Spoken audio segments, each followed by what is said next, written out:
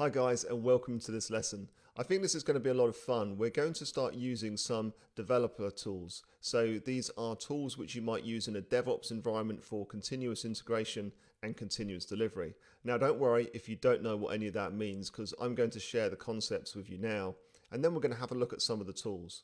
Now, if you're working in the cloud, it doesn't really matter whether you are a developer or not. You are going to be exposed to development situations because people are going to be developing applications on the cloud, and AWS really lends itself well to using these types of tools to build your own applications that leverage all the different services that are available.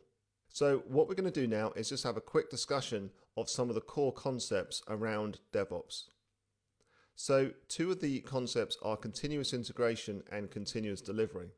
And if you've been working in IT at all over the last few years, you've doubtless heard those terms being thrown around. So what does it all mean? Well, firstly, here we have a developer, and the developer is working on a project. So she's writing some code, and she's working on a project with other people, so it's a collaborative project. So each of them can be writing their own segments of the code. And what they do is periodically, they push the code up to a source code repository. And in this case, there's a tool called AWS Code Commit. Another tool you may have heard of is GitHub. So that's very similar to Code Commit. It's also a source code repository, and you can host your own public repositories on the internet. So the developer has pushed her code changes up to the source code repository. What happens then is the source code can then be automatically pushed through to what we call a build and test server. So this is actually something that's responsible for performing some build of the code. So it's going to build the code, prepare it for deployment, and it can also run some tests as well. The results from that will then be returned to the developer. So if the developer at this point realizes that they need to make some updates, they can simply make the updates and the whole cycle continues.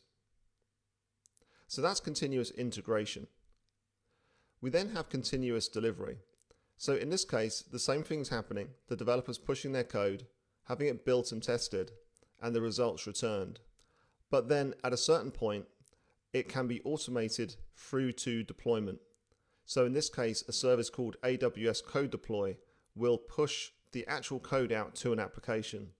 So now the entire thing is automated through from the developer pushing their code updates to having the code built into the application so it's ready for deployment, tested, and then automatically deployed.